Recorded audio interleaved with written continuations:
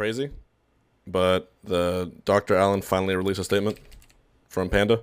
I have not even read it yet. Statement from Alan Boone.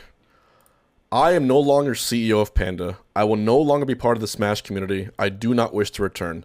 The community deserves the truth, and I'm not afraid to call out the names that I have to. The private information of myself and members of Panda have been leaked online. This has gone too far. If there is anyone interested in purchasing my shares of Panda, please reach out to the company. Divesting is a complex process that takes time. So he's saying already, he's out. He's saying he doesn't even want his shares anymore. He wants full out. Now, that's already a bombshell. Full out. For a quick summary of the actual truth, here's a message after notes I took during a conversation with a TO on April 14th, 2022, censored to protect identities. Whoa, what in the fuck? Let me go through this. Gimmer and Ken hate you, man. Tell me something for real. This is apparently what stopped you from signing earlier. Ken said that you'd kill everyone who doesn't work with you. Is that true? Yeah, so it turns out Ken is spreading shit. Per Ken, I don't like Alan, but if they're really offering all of it, then even I'd take it? I'm sure. Who the fuck would Ken be? Per Gimmer, how long have we been working together? 8 years? And you really gonna do this to us? It was to the point that Blank even asked Blank, how do you really feel about Panda? Do you have any hesitations? To which Blank said he has none. I don't. It was to the point that Blank even asked how you feel about Panda. So I was able to assuage his fears and explain to him that no, I am not and have not threatened to kill events. I also told him I'm not threatened by Smash World Tour and have no reason to want to kill them. Explain that Nintendo can't license events on an unlicensed circuit, being the real secret reason our circuit is exclusive. This is all in Alan's words, by the way. I additionally explained to them I've offered many ways to work with BTS, and I'd rather work with them, not against them, but they just won't talk to us. So yes, Blank does believe us because the shit Ken was telling him is a counter to everything we've ever done as a company and who we are as people, but that explains a bit of why he was holding back. He mentioned that Ken/BTS feels very threatened by us, and so does Smash World Tour. I have no thoughts on what to do, and I really don't care very much. It's clear that Ken is trying to actively undermine us, but considering that everyone is willing to work with or talk with us so far, outside of Blank, I don't think he's been very successful. Alright. The events and claims that I'll be making are true. Some have evidence, some do not. Most of this is verbal conversations. In those cases, I do my best to recall details from memory and find corroborating evidence from internal chat logs with timestamps. I encourage you to read everything presented as to be better informed to the circumstances surrounding the Smash community currently. I ask you to read the full statement before coming to any conclusions and do not, under any circumstances, use information here to harass any persons. The statement will be broken out as follows. Intro, Smash World Tour, Beyond the Summit, TO strong arming in the first 3 weeks, Nintendo in conclusion. Holy fuck. Alright. Now, I'm a pretty fast reader, but I'm going to read the whole thing. Intro. I'm sorry this took me so long to write. Please consider that Smash World Tour leadership did not release a statement until after a week about hearing from Nintendo. These things take time to properly construct. I know people have been waiting to hear from me, but between being blindsided by the shutdown of Smash World Tour, extreme harassment, death threats, and fleeing my own home due to doxing, it's been hard to focus. I would never wish this on anyone, as I'm currently writing this after filing a third police report. To the current and former members of Panda, I'd like to particularly apologize to my team in Panda as a whole for my initial response. I have no excuses. I froze up. I had panic attacks for the first time in my life, and I was paralyzed for the first few days. I let our message go through multiple PR firms instead of crafting it myself. I listened to them telling me to not step down despite my team asking. My hesitation to act, step up, and fight back didn't just hurt me, it hurt you all. I hope you all know how deeply it mattered to me and that I would never want anything like this to happen to anyone I care about. This is the most transparent public statement I made in my life. So he's saying he went to PR teams to make the statement rather than do it himself. Okay. Smash World Tour VGBC. The context. Our negotiations with Nintendo started in 2018, ramped up 2019. Getting to the Panda Cup was a long process with plenty of late nights and dozens of iterations. Back in October 2019, I called Justin, owner of SmashCon, to talk about Panda Cup negotiations. Justin was one of the first TOs I ever reached out to because of negotiations because I respected him. I told him that it seemed like Nintendo was interested in giving Panda a circuit license and that SmashCon is an incredible event and that I could become the biggest part of it all. It was a pretty benign conversation. Okay? So that was when Smash World Tour and Panda first got in contact. 3 months later, I heard that VGBC is starting something called the Smash World Tour and discovered that Justin was part of founding it. They never talked to Nintendo about it. Nintendo caught wind before launch, and Smash World Tour leadership was explicitly told to wait until they have approval to announce the Smash World Tour in 2020. Nintendo caught wind and was told they have to wait until they have approval to announce it. Justin and VGBC knew this and launched this aware of the consequences. Smash World Tour was the perfect gambit for VGBC. Information came to us from an anonymous source all the way back in 2020. VGBC was feeling pushed out of the community from losing so much ground to BTS. They wanted something of their own, and so they came up with a Smash World Tour Gambit. Smash World Tour Gambit. It doesn't get shut down. VGBC gets their own circuit without the years of negotiations with Nintendo. Smash World Tour uses the threat of social media backlash against Nintendo to pressure Nintendo into giving them a license. Smash World Tour gets shut down by Nintendo, and now VGBC is the martyr of the community due to Nintendo. Then the community will rally behind their events to support them. Whoa. Holy fuck. It's pretty straightforward logic. VGBC wins no matter what. Ah, man. What the fuck is going on? VGBC knew that Nintendo has never issued a license to any event with the name Smash in it, nor have they ever licensed a circuit before. VGBC knew both of these and launched the Smash World Tour anyways. To recap, Smash World Tour leadership had intimate knowledge that Nintendo was working on an officially licensed circuit with Panda months before launching. They were told to wait for approval but announced anyways, and knowingly did multiple things that has prevented Nintendo from issuing licenses to events before. Smash World Tour knew Nintendo had a license with Panda before launching. They were told to wait to approval, but launched anyway. And apparently that caused Nintendo from issuing licenses to events before. Apparently. Okay. Moving on. Fast forward to 2022, when Smash World Tour leadership said they were having positive talks with Nintendo. I entirely believe they were chatting with Nintendo, and I'm sure Nintendo's statement saying that they evaluated Smash World Tour for a partnership is true. And I'm sure Nintendo used very purposeful language when talking to Smash World Tour leadership that things are possible because anything is possible until the valuation is complete. Another note is Smash World Tour leadership knew roughly how long these sorts of licenses take. Between the time of me speaking to Justin in 2019 to 2021, 2 years, when Panda's partnership with NOA was announced, they knew that the process to get an officially licensed circuit should take at least 3 years. And that is how long an exclusively NA circuit took to get off the ground. Yet they were surprised when they were told a license for a worldwide circuit wasn't issued within a year. It doesn't add up. And then he has a screenshot, I believe, of Smash World Tour statement where they say, it was around this time in late January when we submitted our license after working with Nintendo to best meet their specifications. Okay. As for the Smash World Tour event cancellation championships, I do not know why Smash World Tour leadership decided to shut the event down. I know Nintendo corroborated to me on several occasions the same thing they said in their public statement, that they verbally told Smash World Tour leadership that they would take no action to shut down Smash World Tour championships. And I know Nintendo was genuinely surprised behind the closed doors when they found out what Smash World Tour leadership did to their own events. I have no doubts in my mind Nintendo is telling the truth about what they verbally told Smash World Tour leadership. Then, yeah.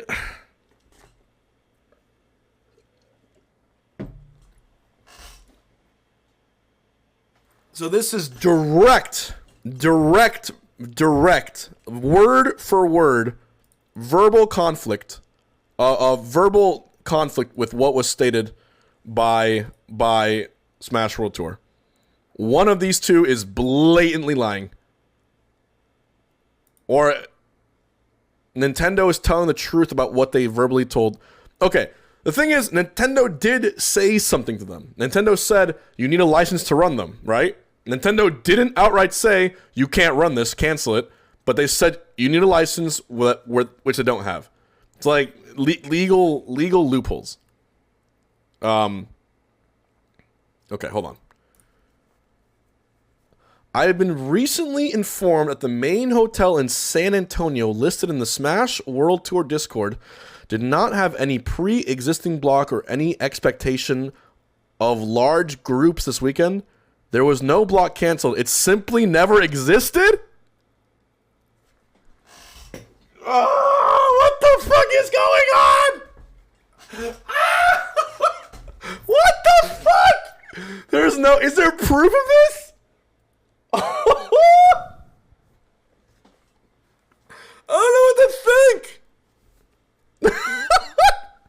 is such a bombshell statement.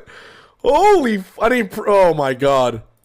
Here's the big question for you. Why now? Why do they need and apply for a license specifically for Smash World Tour 2022? The leadership team ran quite a few events in 2021, including their championship, without a license. They've run several glitch events, Double Down, Apex, and Pound, all in 2022 without a license for any of them. So why does their $250,000 prize pool event with a single sponsor in the middle of cutbacks that ran unlicensed last year need a Nintendo license this year?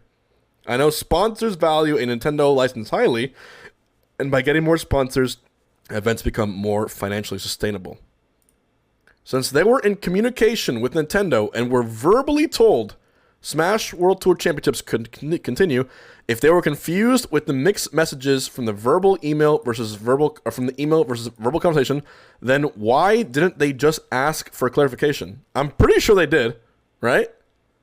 I'm pretty sure they asked for clarification a million times. Shoot an email back. Nintendo reps work hard. I guarantee you they'd read and respond to the email over the holiday weekend as they have for others. They definitely did a million times.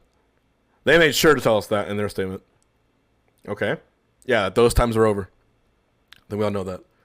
I promise you that they would have reiterated while they could not officially approve the event that they would not take action against it. I'd like to post a statement here given all the evidence I've linked together. Smash World Tour leadership, Justin and VGBC absolutely knew from the beginning that there was a snowball's chance of getting a license agreement, and from the moment they launched Smash World Tour in 2020, they were prepared to get shut down. There are far too many inconsistencies in their statement and their total surprise to be accurate given the knowledge they had beforehand.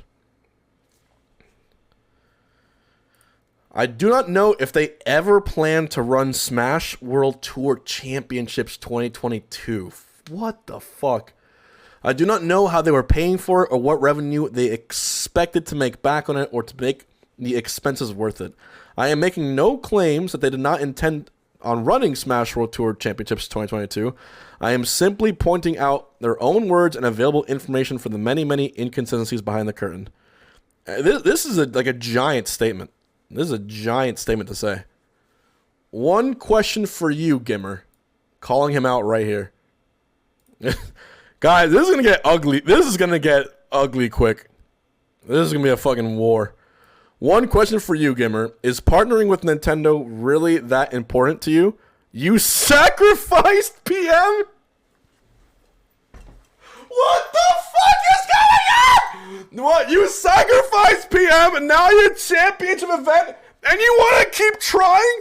Holy shit. What the fuck? What? This is like a soap opera. What? This is a civil war. Holy fuck. God. Oh. What is going on? To the public, you were lied to and your goodwill is being both weaponized and abused. Bro, Smash World Tour leadership juxtaposed their entire relationship with Nintendo against actions they claim I took. Actions which, by the way, are completely irrelevant to them getting shut down or Nintendo's behavior.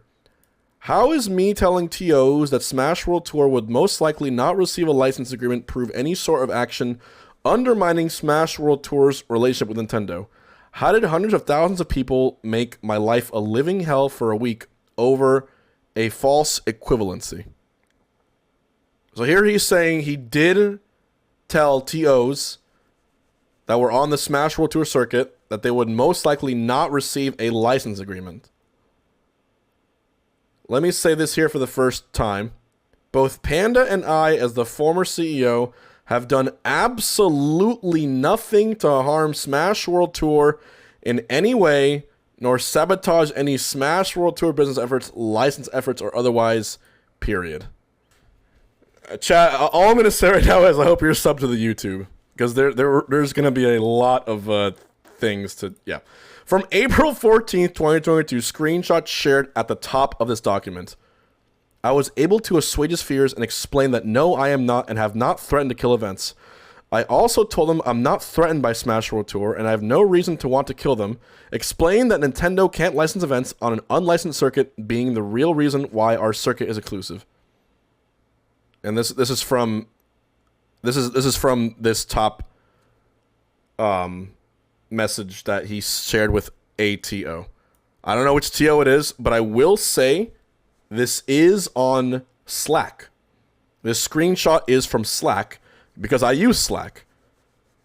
And I'm wondering if there's a shared TO Slack or whether it's within Panda. I'm not even sure. And that's the only thing I noticed from it. I've defended VGBC behind closed doors more times than I can count. I've done impromptu presentations to Nintendo about VGBC's importance to the community, their history in the scene, and the good things they've done. Explain that they're worth working with. So he said that he defended VGBC, according to them. When people told me about the terrible things the VGBC team were saying behind my back about me throughout the year, I looked at those people and I told them I have no ill will towards anyone at VGBC or Smash World Tour. I consider Justin, Gimmer, Apostle, and equal peers and hope to work together in the future. I even had been asking Nintendo for months to please consider issuing a license to VGBC. I told a countless number of people we didn't feel Smash World Tour was a competitor to the Panda Cup. Okay, hold on. I told a countless number of people that we didn't feel Smash World Tour was a competitor to the Panda Cup. Smash World Tour had their own product, which was fantastic, I would always add, and we have a completely different one. They're doing their own thing, and we're doing ours, and that I wish them the best of luck. This became one of my set phrases I repeated meeting after meeting. The exclusivity of the Panda Cup was because Nintendo originally couldn't license events that were on an unlicensed circuit, and that we could only work with licensed events. We were able to get this rule lifted 6 weeks into the original Panda Cup negotiations, and events on Smash World Tour were able to receive a license agreement. Our players asked them if it's okay to go to Smash World Tour events, and we encouraged them to go. Our own player even won Smash World Tour Championships 2021. Why would I want it canceled? Plup won Smash World Tour Championships 2021 while he was on Panda. I even encouraged some events to join Smash World Tour because it might help their attendance. I thought Smash World Tour was great for the community and did things for the Panda Cup a North American circuit couldn't do. Plus the storylines of the Smash World Tour Championships and finale ending the year out back-to-back. Burnout aside, that was going to be hype. I mean, that's what we all thought. We all wanted both circuits. Because it doesn't make sense. Moving along. In terms of having prior knowledge of Smash World Tour Championships shutdown, we moved our finale to the weekend before Christmas, a historically terrible date for travel and events because Smash World Tour took our finale date after we placed a hold for them on the Smash calendar. We moved for them.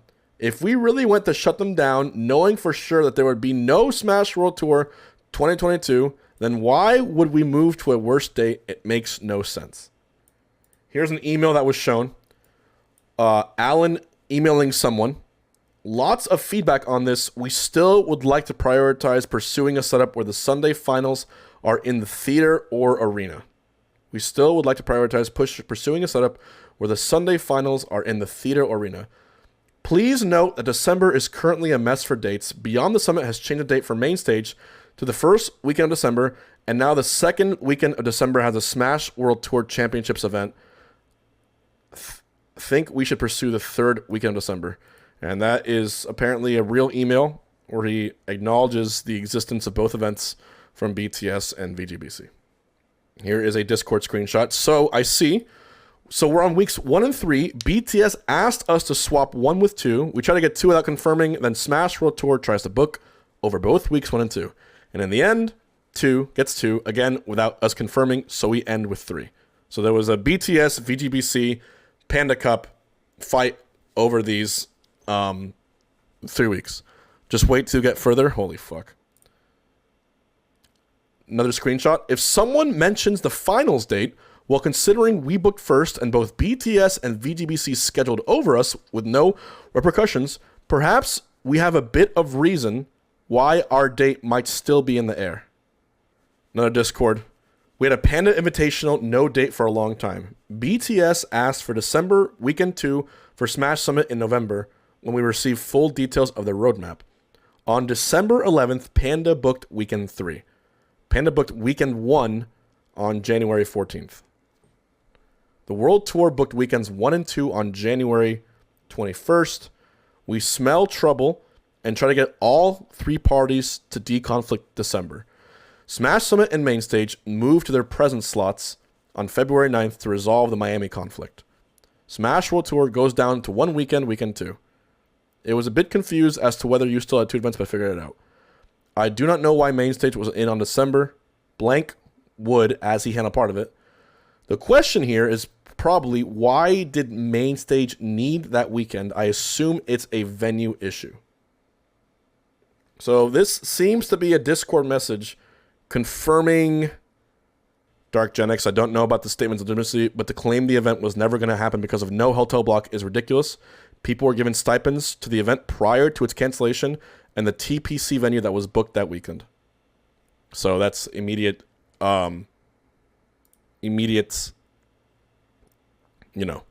proof of that. There was books being ruined. Okay. Dark Genex with an immediate counterstatement. Now, in terms of motive, we have known since day 1 that the biggest risk to the Panda Cup would be if the Smash World Tour gets shut down. Repeat, we have known since day 1 that the biggest risk to the Panda Cup would be if the Smash World Tour gets shut down. We've known that if that ever happened, then Panda would be caught in the explosion as a bystander simply due to our partnership with Nintendo. Panda Cup has had an incredible momentum this year with 5 major sponsors in 5 months, nearly every major NA Smash tournament joining the circuit from the time we launched, and successful metrics all around. With everything going this well for us, then why would I want Smash World Tour to be shut down when I knew that it would be the biggest risk and harm to the Panda Cup? I did say, when I was trying to work out the logic of the situation, this was my argument. I was like playing devil's advocate for Alan, but also playing devil's advocate for VGBC. This was my devil's advocate Alan statement. And if you were here, press 1 if you were here when I said that. And I said it in the video too. That part made no logical sense at all. That was my devil's advocate. Again, it makes no sense. Again, we're still reading. I do not have any theories as to why Smash World Tour's leadership team decided to drag me personally in their statement. I do not know why they tried to create a false equivalency to convince the public that I had anything to do with their situation. I do not know why they gave a massive platform to lies, rumors, hearsay, misunderstandings, or misconstrued statements about me. I do not know they think I actually had anything to do with their denial of license, though I sincerely doubt they do, and I do not know why everyone believed them. One thing I do know is this: the Smash World Tour leadership team stood to gain the most out of anyone by tarnishing Panda's reputation and dragging the Panda Cup down. To Smash World Tour leadership, Justin, Gimmer, and Apostle, you and your team have without a doubt played a critical role in the development and growth of the Smash community over the years. No one can ever take that away from you. But you have caused damage to hundreds of people in or associated with Panda, damage to me, damage to your own people, extreme harassment of my family and friends without any shred of remorse, to parties completely irrelevant of what happened. This is the last thing I have to say to you, likely for the rest of our lives. You do not and will never deserve the position of community dominance that you keep clawing for. I hope it was worth it to you.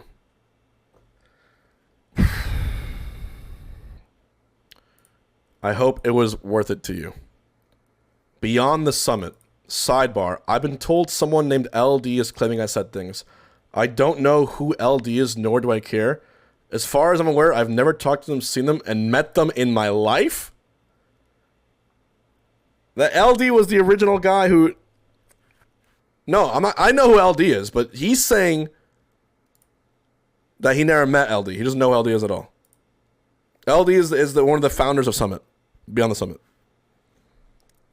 Here is the background of my 2 whole personal interactions this year with BTS, or more specifically with one of the most unsavory Oh my fucking god. or more specifically with one of the most unsavory individuals I've ever had this pleasure of interacting with, Ken Chen, aka Hotbit. Bro, why do I feel like we are watching a game of real life Mafia right now? Are you we're trying to figure out who is sus and who isn't, and we can't fucking figure it out. What is going on? This is nuts. This is fucking crazy. This is the most insane shit I've ever seen in terms of TO drama ever. Check Ken's Twitter. Ken said, "Oh, I was messaging Ken on Discord. He said I can't wait to reply to this." Oh fuck. All right. Okay. Oh my god. In 2022, when we first talked to the few TOs of our packages, the original version 1 design of the Panda Cup backend featured a concept where we would provide unique co-streams of some events or be the mainstream depending on the event along with the packages we offered.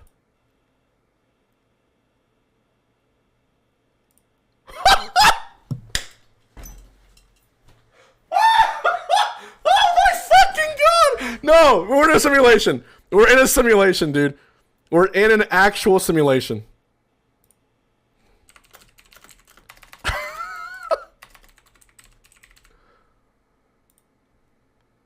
Oh, no, dude, I can't. All right. We wanted to start building a channel that can be a destination for purely competitive Smash in the future. Some early TOs said they were in, depending on what BTS said they already had arrangement with them. All right, again, we wanted to build a channel that was destination for competitive Smash. Some early TOs said they were in, depending on what BTS said, as they already had an arrangement with them. Other TOs was like, if BTS is cool with it, we're cool with it. Alan claims that I said no problem. I was confident that I could figure out some sort of win-win solution that helps BTS and us at the same time. Smash World Tour claims that I targeted BTS events that had already deals made, wanting to poach the broadcast rights from BTS. They claimed that I wanted them for free and directly threatened BTS with Nintendo action if they did not comply. So let's talk about that. Okay, this is where he specifically is talking about the threatening aspect. Also, thank you for the subs and love today, guys. First of all, it's not a coincidence that most of the first few events I reached out to had deals with BTS. They were some of the biggest events of the year. Of course they were streaming on BTS, but I didn't even know who they were with when I first reached out. Here's a screenshot of me asking some of the earliest TOs. Okay. Hey guys, did you say you signed a contract with BTS for LTC and Riptide for 2022? Trey. Alan, yes, I did sign a contract with BTS for Low Tide City 2022 right after you told us there was not going to be a Panda Cup a couple of months ago. I know Trey is the guy with Tourney Locator, so that makes sense. He's referring to the Omicron surge delaying the Panda Cup to an indeterminate start date. Yeah, chat, y'all gotta chill. I gotta chill. All right. On to the initial conversation with BTS, where I met Ken Chen, and in this first meeting, he was joined by one other person. Also, Ludwig, if you're watching this for no reason, I know you're not. He's probably making some video right now. But if you are, you need to have Alan versus Ken Chen box each other for everything. And pay-per-view, and all the money goes to the community, and we get a $3 million circuit. Easy. I solved everything. Press 1 if you'd watch. Press 1 if you paid $100 to watch that. I went into the conversation with Ken loaded with ideas, around 4 to 5, of different ways we could accomplish our goals while collaborating with BTS, ranging from making a jointly owned channel where all the revenue went to BTS, doing a side stream with them all the revenue from our channel, a jointly owned channel running BTS, to doing a side stream where we give them all the revenue. We wanted to build a circuit that would be collaborative alongside them wherever they are, and why wouldn't I? BTS is a pillar of the community and sets new standards for high quality production in Smash all the time. So if we could forge a relationship that accomplished both of our goals, then we both stand to win. I was doing my best to be cooperative, collaborative, and receptive to their feedback and thoughts. The response I got, unfortunately, was the exact opposite.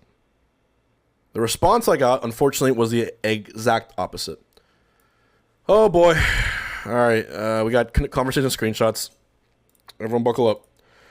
I was met with, in the simplest terms, stonewalling by Ken, rejection after rejection, no other ideas or possibilities brought up.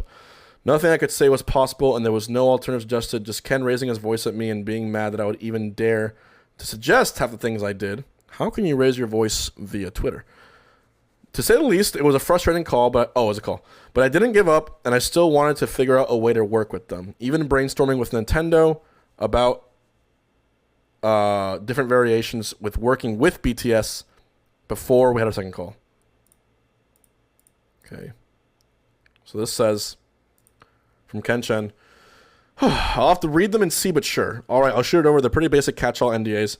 And then 3 days later, hey, Ken, so I put my head together with Nintendo over the weekend, and we're trying to figure some things out that could work. But they did mention that broadcast rights here are a gray area and wanted to get in touch with you while they look into it. I shot him your email. Anyone else I should send as well? No, that's great. Happy to talk to him.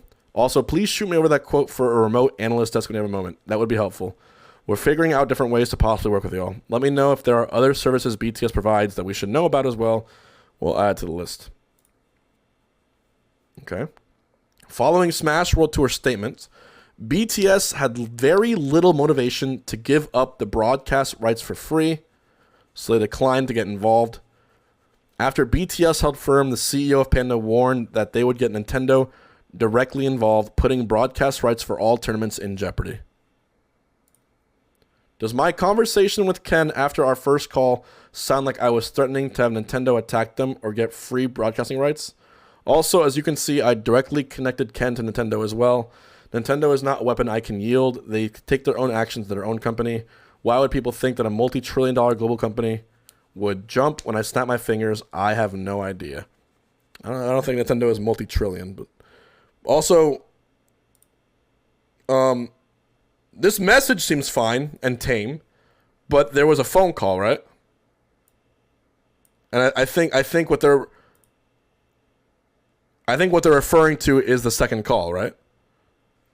Also, I will say if the call logs are there, it's worth revealing now. We got to get all the cards on the table.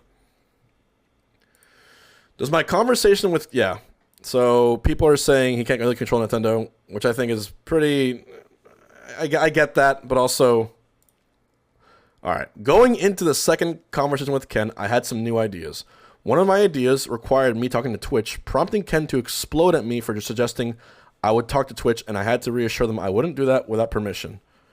Another idea I had was to enter a multi-year agreement where we'd hire BTS to be our official remote analyst desk at every single stream we did in exchange for being able to stream 3 events this year. Enter a multi-year agreement where we hire BTS to be our official remote analyst desk at every single stream. What is a remote analyst? Isn't that just in exchange for being able to stream 3 events this year, but that 2 was rejected? Like commentators? Basically, I presented a handful of new ideas that were designed to give BTS additional short and long-term revenue. I was met with more stonewalling, more obtuseness, more of Ken's yelling at me. Oh my, what is going on, dude? All right, hold on. Okay, between the 2 calls, a legal issue was flagged by someone else that had and currently still has significant implications for the revenue of most major events in the community. And by adamantly refusing to do anything with any third party in any way, shape, or form, Ken would be forcing scrutiny of this legal issue to escalate. Which I assume we're going to find out what that even means. What's this?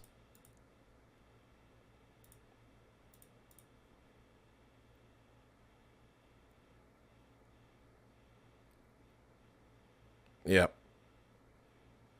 Yeah, I don't think that the block not being booked was true at all. I'm not sure about that. So there's apparently some legal issue that because Ken doesn't want to work with Panda, was forced to escalate. What is the legal issue? I was desperate to make that not happen. Escalation is devastating for the entire community. I begged Ken in the middle of the second call, please, can we figure out some way of working together even a little so we can stop that can of worms from opening? Can of worms? I was asking for his help, for his cooperation. Ken's response, he yelled, Let it happen. Let the can of worms open. Holy fuck. I mean, to be that actively embrace. I've played Mafia with Ken. That does sound like something he would say. But it kind of showed that he had no fear about it. And yeah, it's hard to say. It's hard to say like what it was. The worms have activated. Oh my god. Okay, hold on. Actively embracing the idea of legal trouble that could only end badly for the community. He was openly saying I dare you when it wasn't in my control, which I made clear this was not in my hands. Ken was willing to jeopardize the entire community with reckless abandon, and it would have happened had I not figured out how to stop the escalation without him. Given what I've seen of his character and heard about his reputation in other communities, this type of behavior from Ken was not unusual. Man, what the fuck is going on? And let me be crystal clear, I am not expanding on the legal issue because even though I'm leaving, I still don't want to hurt the community. Smash doesn't deserve that. He's not... So the legal issue will remain private. Unless BTS brings it up, I guess. Which I guess now they might. This is getting crazy. This is also a Slack message which says, Ken would 100% rather watch the world burn than give up on the cash cow he has. Alan said, yup. So we're not sure who this redacted person is, this person he's talking with. Ken would eventually cause the world to burn because of what he's doing, but we'll cross that bridge later. Yup, if it happens, that's because of Ken, not us. No, it will be because of us. Ken can easily convince events of that with no evidence whatsoever. The second call was perhaps one of the most frustrating conversations I've had, where every attempt at collaboration or strategizing was met with stonewalling, refusal, or outright hostility. All right. I'll say this. From what it sounds like, BTS just wasn't interested. They weren't interested in getting Nintendo involved. They weren't interested in working with Alan. They weren't interested at all. They just said no a bunch of times.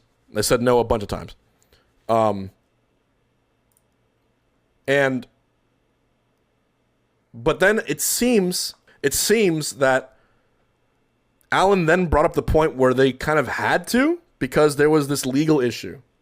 And I guess Ken called his bluff is what happened.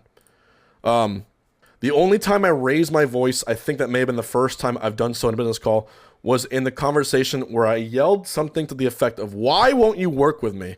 I love that there's caps here and caps here. Let it happen. Let the can of worms open. Prepare for the pastas, my friends. Why won't you work with me? I raised my voice at that time, regret doing it, and own up to the fact I did. And I guess in Panda's original statement where they said there was a miscommunication or bad interaction with BTS, that was that. Near the end of that hour-and-a-half call, God, what I would give to hear that call, dude. What I would give to hear it. Someone had to record it. Ken finally reveals to me that they have already sold sponsorships across primarily BTS streams in 2022, which I later found out was Papa John's, and that's why none of the concepts I put forward worked because it may impact that sponsor deal. Logical. Despite him yelling at me and treating me incredibly poorly for this whole discussion, I actually ended the call by thanking him for his time and for helping me understand his perspective better. The way he ends, you were kind of hostile. Man, what the fuck is going on? No, the point is, guys, by the way, I'm not saying anyone's right here. I'm just fucking surprised this is even a document. Panda Global, thanks for the sub. To me, it sounds like it was just a very bad argument. It was a very bad, he said, she said. It was a hugely bad argument, and it was a pissing contest. It got really bad. Smash World Tour leadership claims I threatened to shut down BTS's operation. I believe they were referring to this particular interaction in that second call that I distinctly remember because of how pedantic. That's the first time I've seen the word pedantic used that isn't Family Guy. Pedantic and bizarre it was. Okay. This is him recalling that call with Ken. Also of note, in that second call with Ken, I come up with the idea of giving them a multi-year deal as the official analyst desk done remotely of the Panda Cup. So every single stream that we do, we'd hire them for $40,000. I don't think he even let me tell him the number. I recall we had an exchange that sounded like something like this. Ken, Why don't you offer your deal to events in 2023? It's stupid good. They'll all take it. Hell, even we'd consider it because it's so good. Just leave the events in 2022 alone. Alan, we could do that, but let me clarify something with you. According to you, every event we offer this to in 2023 will sign with us, right? Ken, right. Alan, so in this hypothetical situation, if they all sign with us next year, then BTS would be making less revenue in 2023 and possibly 2024 if we keep this up, right? Ken, yeah. Me, so if BTS took a multi-year contract as the analyst desk of the Panda Cup starting in 2022, BTS would probably make more money than if they streamed every event in 2022. Ken, probably, yeah. So why doesn't making more money work for you? Ken, because that's not what we want. Giga Chad! He held firm. And if someone can make that Patrick meme, please, you know Patrick talking to the Man Ray, and he showed him the wallet? This is literally... Oh my... Okay. No, this is incredible. You know what? I believe 100,000% this interaction happened. This was verbatim what happened. Because if you met Ken, you know him. I think that's... Press one, that's a W for Ken. I think that's more of a W for BTS than Panda. For that conversation. I will say, could they have made more money? Yeah, but he wasn't in it for that. Following that call with Ken, I brainstormed for days to figure out any way I could prevent escalating that legal issue any further until I finally figured out change everything we've been doing up to this point.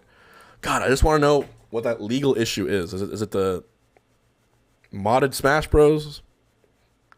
I worked on incorporating feedback from TOs and BTS and spent a full 2 weeks completely reorganizing the back end of the Panda Cup into version 2, doing financial modeling, getting approvals, and iterating on it. This completely new system was designed for two main purposes: to allow an option for events to have as much freedom as possible, which was a common thread in our early comments with TOs, to not interfere or harm existing business relationships with BTS.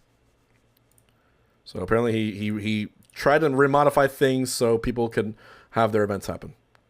And now I figured out how to avoid harming BTS or overlapping with them anyway. I was able to successfully stop the legal issue by stepping around them. The legal issue is still there, just won't be the center of attention for a long time or ever, hopefully. That's so fucking ominous! What are we talking about? Is all Smash tournaments on the risk of just never happening? What is it? Plus, the added bonus was that the new version fit even easier into the current Smash ecosystem. So I wanted to invite BTS's main stage onto the Panda Cup and take the opportunity to apologize for the second call being so rough. I feel like, why would he apologize if Ken was being the bad one, right? Right? Yes. Someone already... Oh my... Should I just tweet this? Can I tweet this? That's fucking amazing, dude. Holy shit.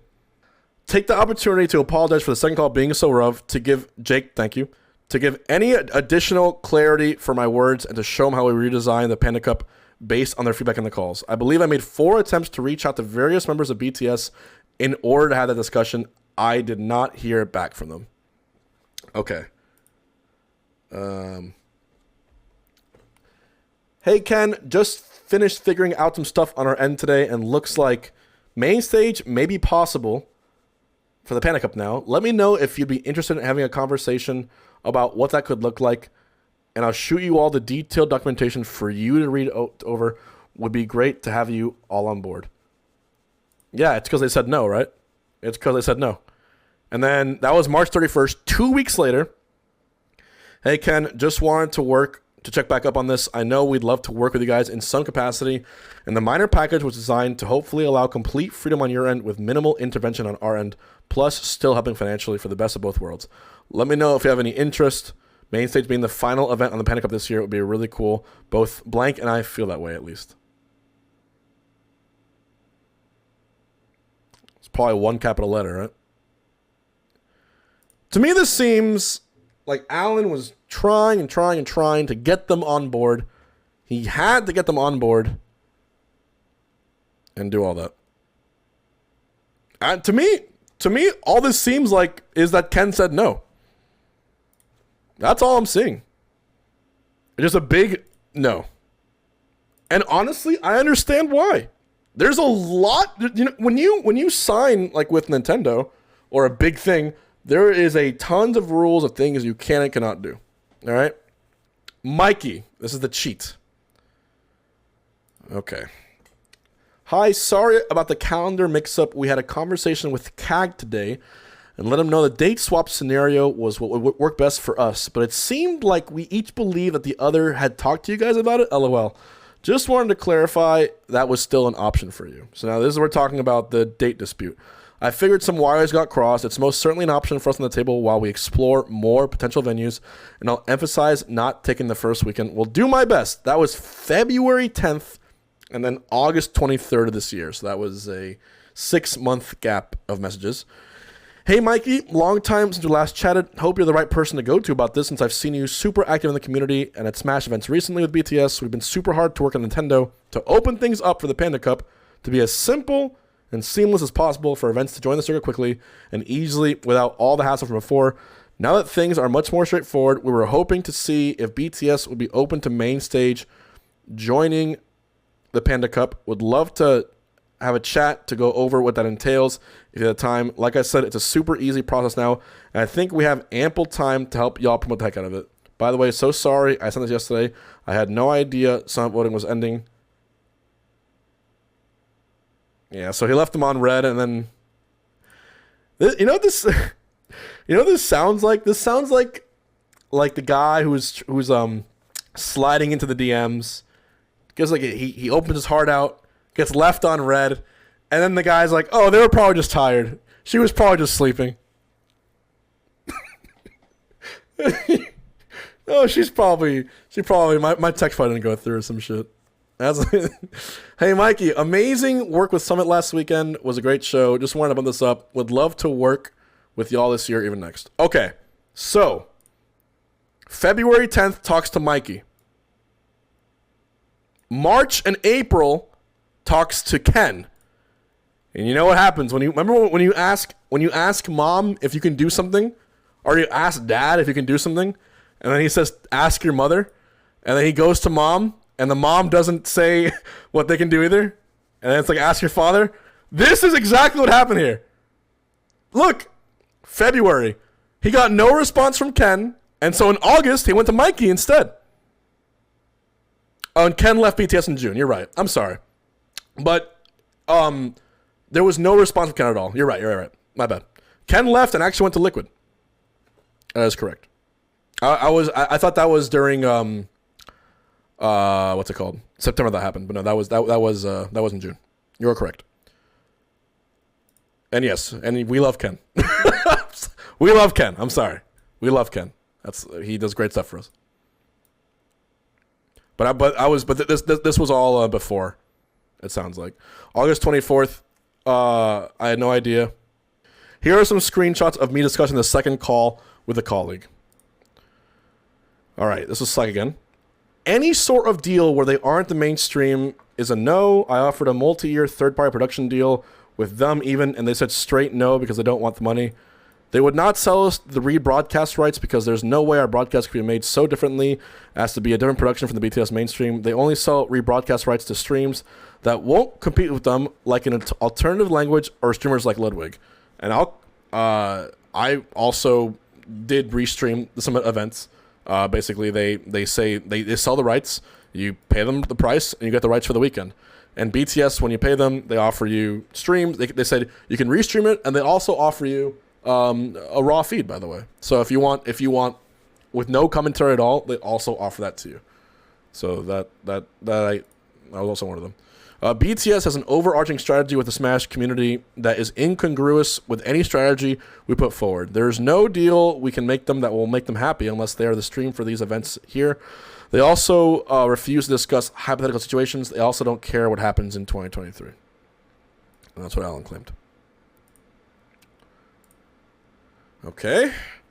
Note, though, we did end up working with BTS multiple times per year. For example, at a Panda Cup event where Panda was in charge of the broadcast, we completed their sponsored deliverables for Papa John's to ensure the sponsorship was executed correctly. We did end up working with BTS multiple times. At a Panda Cup where Panda was in charge, we completed their sponsored deliverables for Papa John's to ensure it was executed correctly.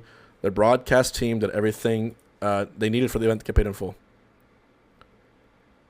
Which event was this? Gamo and Big House? Okay. To Beyond the Summit, while my intention of malice or ill intent, while my intention had no malice or ill intent in my conversation with Ken, perception is what truly matters. I will own up to that publicly, and I truly apologize. I truly apologize to the BTS staff, except Ken. There's so much bad blood between these two. That my conversation with Ken was perceived the matter it was. I wish you accepted my any of my multiple attempts to make peace, explain myself, or apologize, but I hope now you understand I have not now nor ever had any intent of harming you or sicking Nintendo on you. Additionally, after we heard some wild rumors spreading on my one-on-one with Ken, we did everything to dispel the rumors, and we internally decided to always speak with TOs in groups of 3 to make sure we can corroborate anything that was said in case of misconceptions or misunderstandings. That has been our procedure now for the last 3-4 months. However, let me also say this publicly. Along with Smash World Tour, BTS stands to gain quite a bit by taking Panda and the Panda Cup down, especially after you lost your contract with Dota. Bro.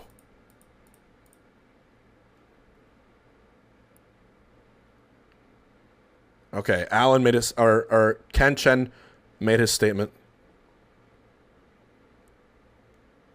Oh shit. Okay. Whew. Okay. Many major events in 2023 that are normally streaming on BTS have already confirmed to us that they stream on Panda's have already confirmed us that they stream on Panda's channels because the package we offered was better for them with upfront guaranteed sponsorships. Guys, don't worry. We're reading the whole thread, and we're going to that one. Okay? We're doing it. So buckle up. We're doing it. Okay. A position we were pushed into by Ken's refusal to collaborate or work together from day one. I'll repeat. Many major events in 2023 that are normally streaming on BTS have already confirmed to us that they stream on Panda's channels because the package we offered was better for them upfront guaranteed sponsorships. So they switched from BTS to Panda. A position we were pushed into by Ken's refusal to collaborate or work together from day one. So, Alan offered a juicier deal because Ken didn't want to work with them. So, Alan tried to take the events with a juicier deal, that sort of thing. That's what that sounds like. BTS. Okay. BTS was standing to lose a lot of money next year from community streams, and you knew that. From community streams. Plus, with Panda's sales team landing deals in every major category, you wouldn't be able to sell against events next year because the categories will have been filled first. Don't pretend for a second like you are a casual outside observer of the whole situation. Okay, so there was clearly a competing conflict of interests and what it was. One more thing, I looked the other way when I heard Ken was trying to get TO's turn on us. I turned the other cheek when I found out BTS was threatening to pull Papa John's sponsorships from events that worked with us. A Papa John's sponsorship, which by the way, Nintendo never had any issues with. And despite all that, I was still trying to work with you, extending olive branch after olive branch. And for what? For BTS's current leadership, who I have never met or spoken to, publicly condemning me and speaking in terms like they were personally involved. You could have had a single, a civilized adult combo with me.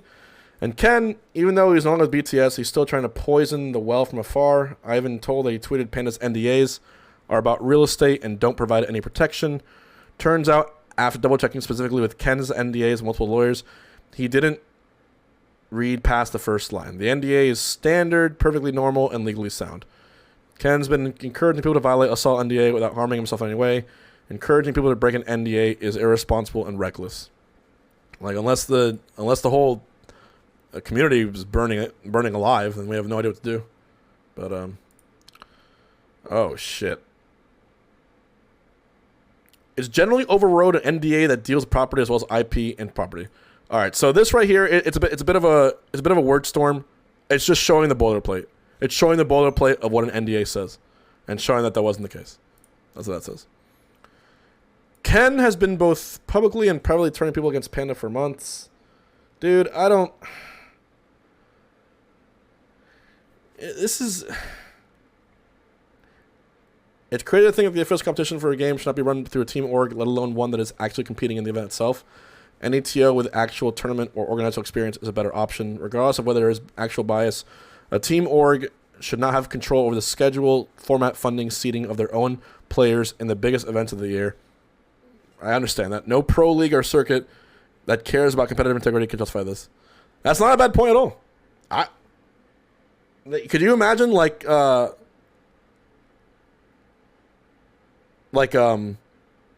Liquid having the... It's like you concede the event however you want, right? And BTS has no Summit players. There's no Summit Meister, right? There's no Summit Plup, right? It's just its own thing. To be fair, Coinbox kind of like this. Coinboxes are Liquid run, but we completely use a seeding system that's based on an algorithm, and that's Coinbox. It's a big far away from what it is. There is VGBC AMSA, right? That is true. That is true. Alan's next Slack message. Here we go. Per blank, Gimmer and Ken hate you, man. Tell me something for real. This is apparently what stopped him from signing earlier.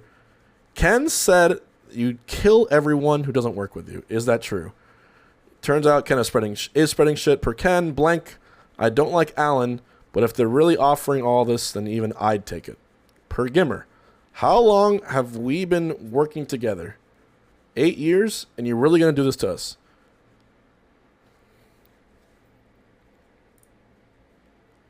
It was to the point that blank even asked, Brah, how do you feel about Panda? Do you have any hesitations? To which, huh, said he has none. Brah. So I was able to assuage his fears and explain that no, I am not and have not threatened to kill events. I even told him I'm not threatened by Smash World Tour and have no reason to want to kill them. I explained that Nintendo can't license events on an unlicensed circuit, being the real reason why our circuit is exclusive, comma.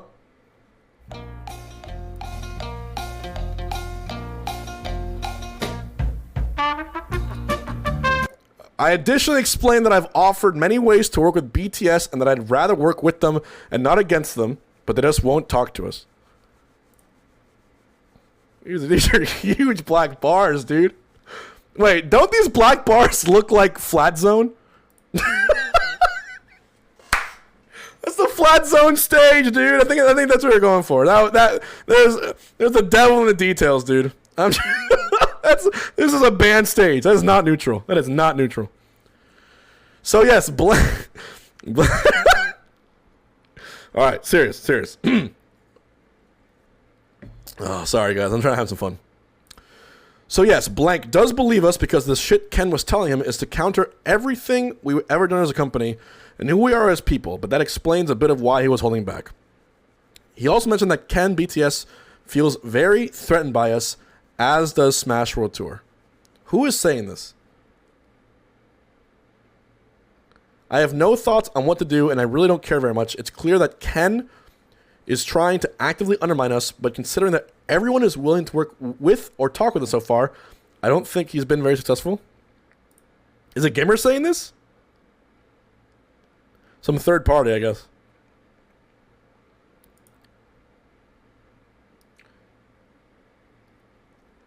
I truly believe the people and staff at BTS are not malicious and all of their misconceptions stem from Ken. It's just it seems like a reach. In fact, I feel like a large number of misconceptions, even beyond BTS, or about my Panda's intentions are due to Ken. Nobody I've met at BTS has misinterpreted my words or has been anything but professional and kind except Ken, so I'm not looking to condemn their members or staffs whatsoever. This is Alan versus Ken. This is like 90% of the statement. It feels like it's like aiming a hit piece at Ken, but all I'm seeing is Ken just saying no and holding no. That's what it seems. And maybe a giant misunderstanding. T.O.'s strong arming in the first 3 weeks. More than any other time period of the Panda Cup, I'm sure this is when any misunderstandings could have arisen. When we first got the green light in March 22 to begin preparation to launch the Panda Cup, when Omicron lit up, I was beyond excited to finally talk about something I had been working on for 4 years. The same day we got approval, I set meetings with the first few TOs, thinking they would see me and Panda as a collaborative partner and as an ally of the community. As a cooperator looking out for the best interest, I thought our track record spoke for itself. This is not the case. TOs by nature are a careful bunch, and many of them have been burned by others before, so it turns out they're constantly looking behind themselves for an ambush, even when there isn't one coming. Things were moving fast behind the scenes. I was new to TO negotiations. It's a specific skill unique from any other I found out, and I was overly excited to get things going. I knew my intent was to always be honest and truthful, but with things changing so quickly, my passion overflowing, I may have given the wrong impression to a handful in those early talks. Okay, for example, I heard at one point when I made changes to my pitch based on feedback given to me by TO1, then talked to TO2. TO1 found out and I felt I had lied to them because I didn't have time yet to update them on the changes I made. After those first 3 weeks, I slowed down with the help of some of our staff members and I started figuring out how to approach TOs in a more clear and concise manner that I hope made it harder to have any communications. Due to the fluctuant nature, I promised his early TOs that I would back up my commitments to my personal finances so that even if things didn't pan out the way I said they would, I would do right by them. So Alan was offering to back up these commitments with his own personal finances. I've even said the same thing to our internal teams, and I've put my own personal funds into our hardware division on multiple occasions this year to keep the lights on. I did everything I could to reassure the TOs that I am looking out for their best interest, that there is no ambush behind them, that Panda is for real. After those first 3 weeks, I slowed down with the help of some of our staff members, and I started figuring out how to approach TOs in a more clear and concise manner that I hope made it way hard to have any misunderstandings or miscommunications. Due to the fluctuant nature of things back then, I promised his early TOs that I would even back up my... Oh, yeah, right. Sorry, I read that already. So he'd back up his own things with his own personal finances, and that was there. Okay. I didn't receive any feedback from TOs directly to my staff at the time that I did or said things that made them uncomfortable. In fact, the feedback that I received was glowingly positive, so I figured everything was going well. For every single discussion with TOs for 2023, I had 2 other team members along with me to listen in and help me, even sending me messages mid-meeting to make sure I clarify things so there was no confusion. I went back and asked those team members over the last few days, and they reiterated to me that they never once heard me say anything that could be misconstrued as threats or strong arming. So he's saying there was no strong arming. I went back and asked those team members again over the last few days, and they reiterated to me that they never heard me say anything that could be misconstrued as threats or strong arming. Okay. In conversations for 2023, not a single TO we reached out to said they would not want to talk to us, or listen to us. In fact, of our early negotiations, only 2 out of 14 events we spoke to declined joining us after the initial pitch. Every TO we talked to has been very polite and straightforward. To the TOs, if I did something to you where I seem to be mean, threatening, strong arming, or otherwise seemingly out to hurt your event, I implore you to please let me know by email, since I'm not using Twitter anymore, what I said or did to make you feel that way. I want to know how I screwed up so I can never do that again in whatever I explore after this. I do not understand how I could have caused that impression when I tried my best to be professional, honest, and straightforward in my interactions with each one of you, and I had no indication from any of our interactions that this was the case. I truly believe that if there are TOs out there that do feel this way, that it's a misunderstanding, and I hope, though I'm no longer involved with Panda, that I can at least clarify this interaction due to my own conscience. Okay, wait. I know a direct counter to this. Nintendo said, in their quote, they said, we had to talk to Alan to stop using, remember? To stop using language or stopped doing things that weren't alongside with what we wanted. I think it was Kotaku, right? You remember that? Why would they say that in their statement? Why would they corroborate with the TOs? Okay, Smash World Tour said that.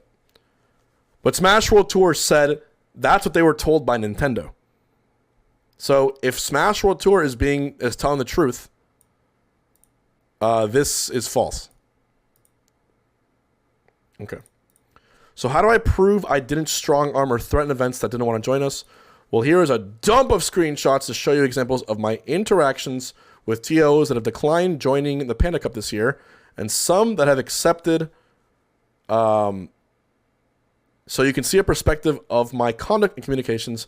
I'm including this to show that I have been active in correcting possible miscommunication long before any of this was made publicly available.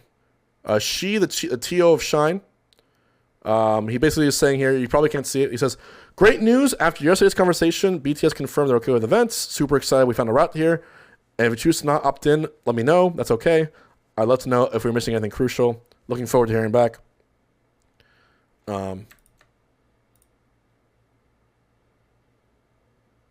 Hey, Alan, I discussed with blank and we've decided to not be on the Panda Cup this year, mostly to uncertainty and ambiguity. There doesn't seem to be an overarching plan for what the circuit is yet, and we just don't feel comfortable to commit to shine to it. We want to see if there's more concrete details that comes out next year. Hi, She. This is a very strange message to me, as we do have indeed a plan. I would like to understand better what changed here. If you're able to call my cell, is blank out for the weekend. Actually driving right now, but I'll get back to Twitter as soon as I can. Gotcha. Just wanted to drop a line for you when you get back. Would still love to hop on a call with you tomorrow if you're available. That's the best. March 20th, March 18th, March 30th. She wanted to follow up on... Oh, yeah, sorry, I can't read it. My bad. Sorry, I wanted to follow up to let you know that our window's closing in fast. We need to lock in minor events by the end of the week to guarantee the additional 12K caster stipend. There was a 12K caster stipend. See, we're learning little things bit by bit. We're wrapping things up so we can submit to Nintendo by approvals on Monday morning. Given that I haven't heard back from you in 3 weeks, I assume Shine isn't interested. She said, it's been a hectic few weeks. I didn't want to make a decision. That said, I circled the idea many times, and the final decision is that we will not be joining the Panda Cup. We're excited to see how it goes. Hey, Alan, I think most of it is timing. Since we didn't hear about Panda Cup, it was a bit difficult to react to it. Shine being one of the large events in the community, we wanted to make sure any circuit we join aren't an experimental guinea pig, and that all other major stakeholders were all involved, which to me is valid. That's fine. We are concerned about participation this year and rush nature, open to discussion around the 2023 and fall. I appreciate the insight sheet that gives us clarity here. And then he explains that it's okay. Feel free to bring me in the fall. Aaron T.O. of Riptide. I appreciate you getting back to me. The rate of miscommunication I'd mentioned about our time restraints, and you agreed to let me know your possible interest. Regardless, I hope LDC went well. I highly encourage, if you have any questions in the future, to reach out to me directly. My apologies if there was a miscommunication from my end. Given how hectic that time was, it's hard for me to remember clearly everything that was said. I'll be sure to reach out to you directly in the future when I have any questions or clarification. Thanks for the good luck. Same to you. Take care. So apparently this is him just showing proof of him being, oh God, cordial? That's a big one. I'll get back to that one. That's RJ2 of Collision. I'm going to make sure I didn't miss anything here, because there was more messages to Aaron. Basically, he was offering them, Aaron, stipend for casters to pay them. And he just gave him all the information about the 12K caster stipend. Nintendo wants to move forward, so he was hitting him up again. Okay, hold on. This is from Aaron. I know it's been a month since my last message, and from what I heard, things have already moved forward, but I didn't want to give the impression I was ghosting. I was serious when I said I didn't have time to make a decision until LTC. I was stretched far too thin to make a decision. The message from blank, where blank is, suggested we wouldn't be considered for the Panda Cup if we didn't agree to join this year.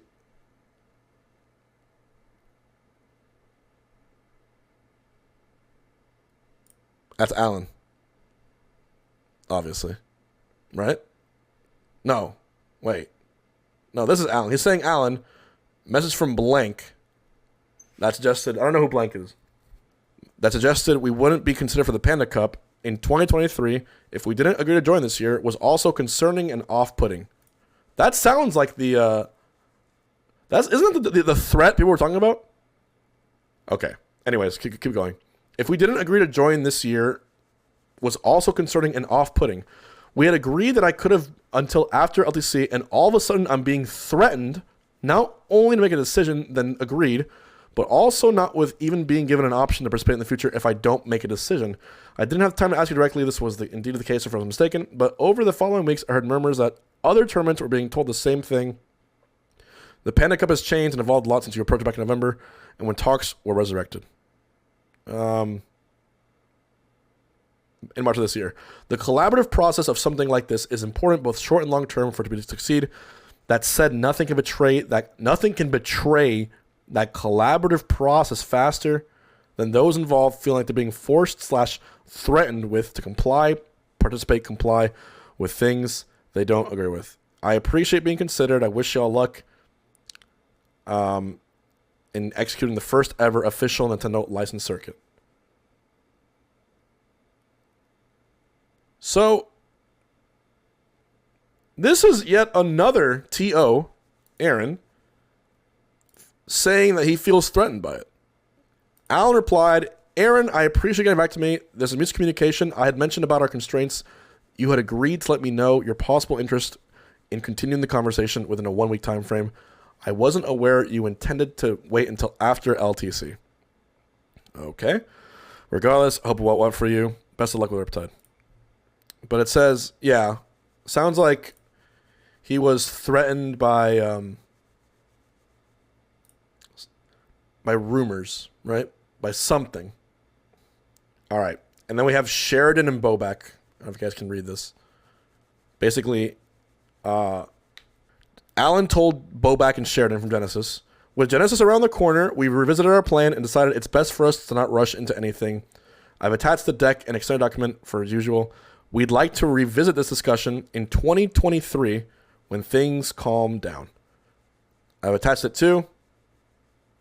And then Alan said in the bottom, sorry for pinging you all again. Looks like there was some wires crossed in communication. And Blank clarified that BTS is open to the minor package, but they're still working through the details together. Don't want to misconstrue their current position. Okay. And just for time's sake, I'm going to keep going. We're in the last part. This is the last chunk. Okay. Here's another email I sent to a Riptide TOs who politely declined to join us this year. Note the line where I say, and if you choose not to opt in this year, that's okay. I'd love to know if we're missing anything crucial or if there is anything for next year to further support your event's future continued success. Yeah, basically just saying it's okay if you're not to join. Next year we can do it. Here's an internal message I sent to my staff members, Slack, who equals events, where I reassure them that it's fine if events don't want to join us because we can't sweeten the deal enough for them, the carrots. Who wants to come along with us is their choice. At this point, there's literally no other carrots we can use. If they don't want in, they don't want in. Unrelated, but my favorite cake is carrot cake.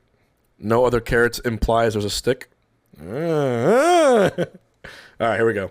Also, Smash World Tour leadership claims that if I was trying to monopolize license agreements, easily disproved. There were at least 4 Nintendo license tournaments that did not go through us to obtain the license agreements this year and were not on the Panda Cup. Genesis, Low Tide City, Shine, and Riptide. The TOs told us about their licensing themselves. In fact, Genesis has been licensed for every single one of their events since Genesis 3 in 2016. So remember when Nintendo sponsored Genesis and they basically brought Smash setups and Splatoon and all that? That's what that was. Whenever you saw a Nintendo booth at a tournament, that was... No. One more claim to disprove is that I prevented TOs from contacting Nintendo. Here's an email connecting 2 TOs directly to Nintendo. Both of those events ended up going to get license agreements, but were not on the Panda Cup. Hey everyone, Aaron Trey making the connection. Yeah, this is him linking Tourney Locator, Riptide, to Nintendo. Here is another email I sent to Nintendo regarding the status of events and our pre-launch negotiations. The claim that I had to threaten events to join doesn't make sense. We ended up doing far better than anticipated in our first year, and also shows that there was never any request made of Nintendo to take down events that said no. They were on board with what events joined or didn't join. The claim that I had to threaten events to join doesn't make sense when we ended up doing far better than anticipated in our first year. Also shows there was never any request made of Nintendo to take down events. So far, everything said in this is pointing to Smash World Tour SDing, canceling their own event to take someone down, which to me still doesn't make sense. Like I said, doesn't make sense for Alan to do this stuff knowing the community's going to bark back at him. Doesn't make sense for Smash World Tour to cancel their event because they're going to lose a bunch of money. And it doesn't make sense to blame Ken for not wanting to join stuff. It just, yeah. Then there's him talking to, I believe, Nintendo about all the possible events. We're going to have 3 on board. Yeah, those I'm telling him, this is all the events on board. One final point towards a lack of motive to threaten events. The offer we gave most events was really good. They saved tons of money for infrastructure, had their broadcast upgraded, cash was paid for, sponsors brought on. Off the top of my bed, we spent over 90 grand supporting one event and $50,000 on the other.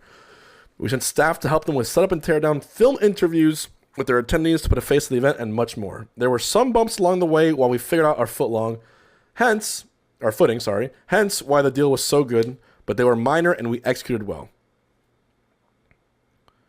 There's no reason to threaten someone to take a deal like that. It just doesn't make sense. There were bumps along the way while we figured out our footing, not foot long. Hence why the deal was so good, but they were minor and executed well. So basically, any event that joined them, they would give them all this stuff, all the carrots. In my talks with TOs, I've reiterated many, many times to them that Panda does not want the full pie. We want 10% of a much, much bigger pie where we all end up with more pie than ourselves. I'm a little uncomfortable with how many times the word pie was used in the metaphor.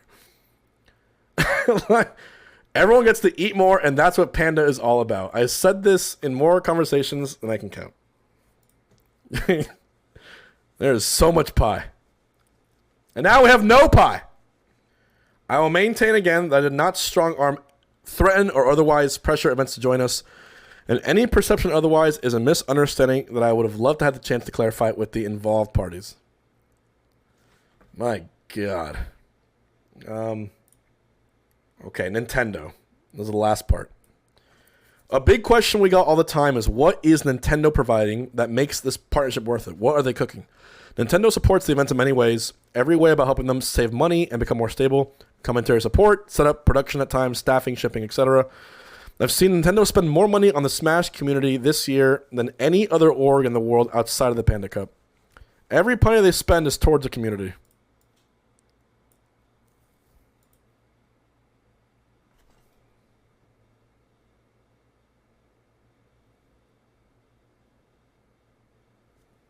I mean, come on. Anyway, they can't help every event, but truly tried the best to help prop them up.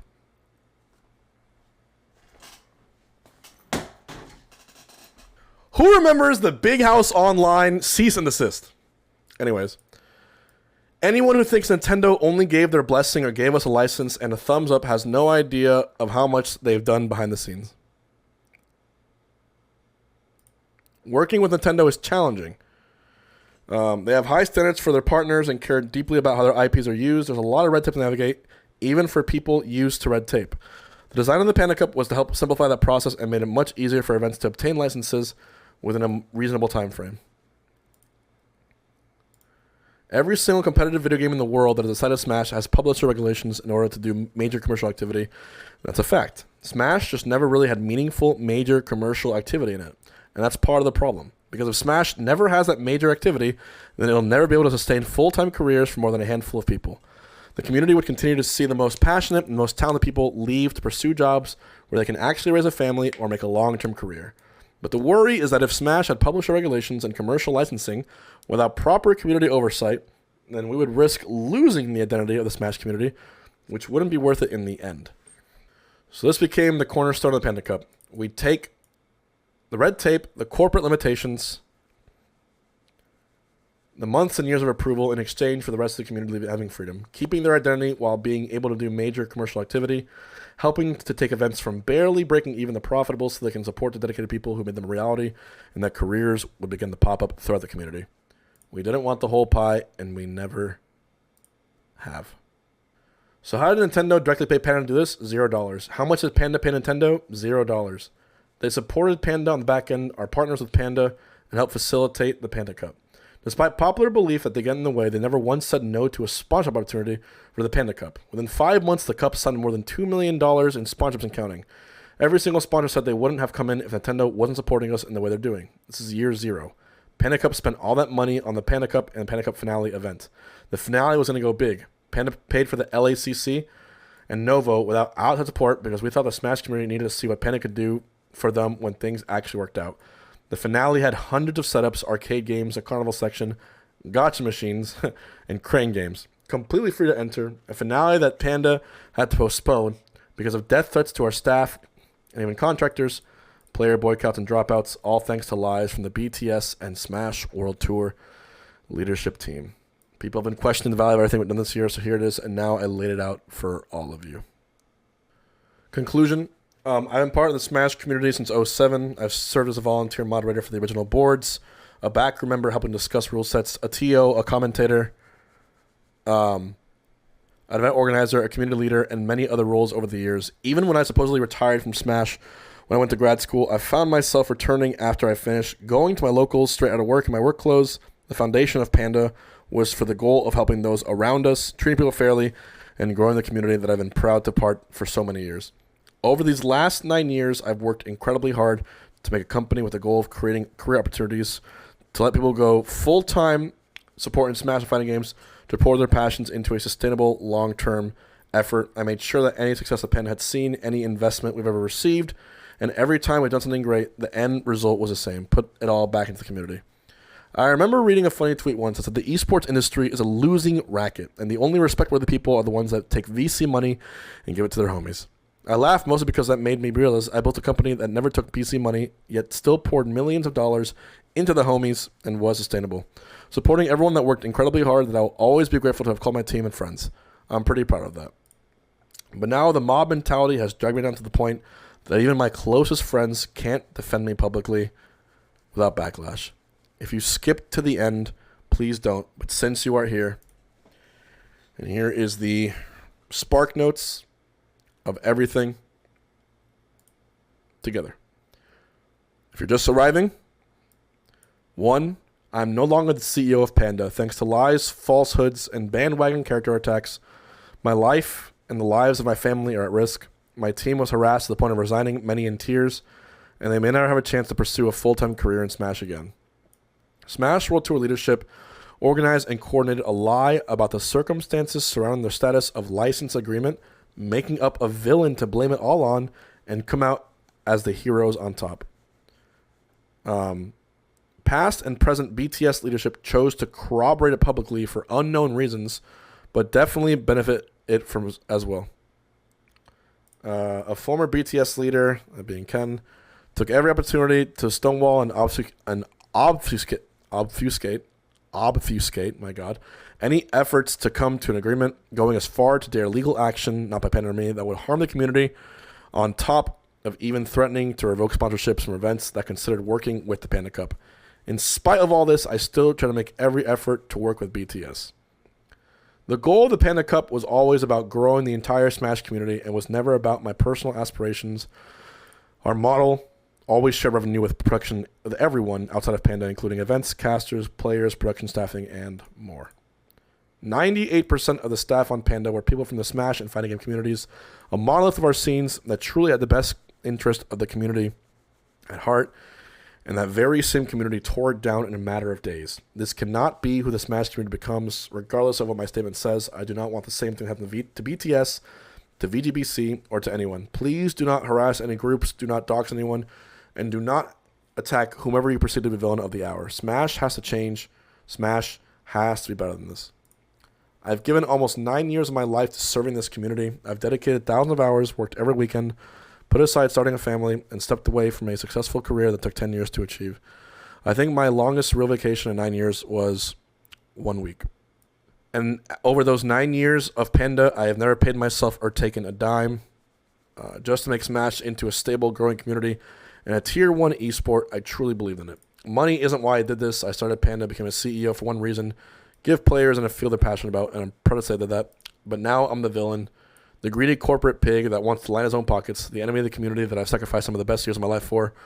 I'm so evil now that people are attacking my very home. I was able to create dozens of full-time jobs in one of the smallest niches of the competitive gaming's, an accomplishment only Panda has achieved in that scale. And despite that, I spent the weekend telling my friends and family to call the police to increase patrols at their homes. All over lies, false character attacks, and concerted harassment campaigns started from people who directly profit by destroying the careers of over 100 people from their own community. This community was my life. Its success is all I ever wanted. I can sleep soundly at night knowing that I spent the last 9 years doing everything in my power to help, not hurt those around me. But I cannot stand by while bad faith actors continue to poison the well and celebrate the destruction of what the Panda team has worked on for many years. If I can't do it, I trust the people after me to do it. The incredible members of Panda and the greater Smash community who love this community more than life itself. Keep going.